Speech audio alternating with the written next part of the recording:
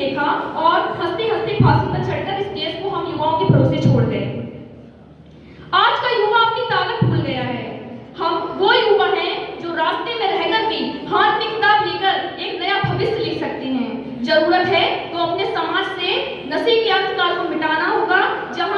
जहां पर हाथ में शराब का गिलास नहीं, कलम और किताब का कर्तव्य हो। जहां युवा नशे की गलियों में नहीं, सफलता की कुंजी को चुने। और जब हम विकसित भारत 2047 की ओर बढ़ रहे हैं तो सामने केवल 3 लोगों के विचार आता है, हमारे शहीदों का, हमारे वैज्ञानिकों का और तीसरा आज की युवा पीढ़ी का।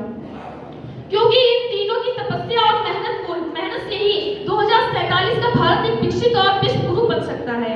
आज हमारा भारत दुनिया की सबसे बड़ी युवा शक्ति पर खड़ा है। अगर हम चाहें तो भारत को फिर से विश्व गुरु बना सकते हैं, लेकिन उसके लिए हम शिक्षा को केवल नौकरी का साधन नहीं बल्कि राष्ट्र निर्माण का आधार बनाएं। हम भ्रष्टाचार, आलस्य और भेदभाव से ऊपर उठकर एक नए भारत का निर्माण करेंगे।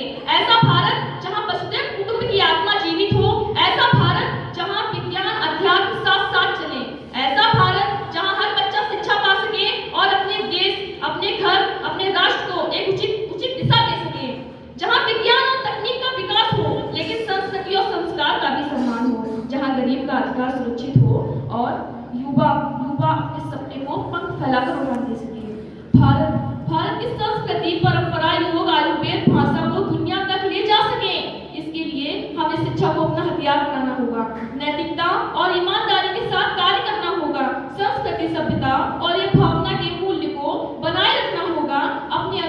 अपने अनुभव शिक्षा विचारों से युवाओं को प्रेरित करना होगा, स्वयं बाबत उदाहरण बनकर उन्हें सकारात्मक राह दिखानी होगी। और अंत में मैं बस इतना ही कहना चाहूंगी, विकसित भारत का सपना तभी हकीकत बन पाएगा। विकसित भारत का सपना तभी हकीकत बन पाएगा जब हर नौजवान अपने कर्तव्य को पहचान पाएगा, ना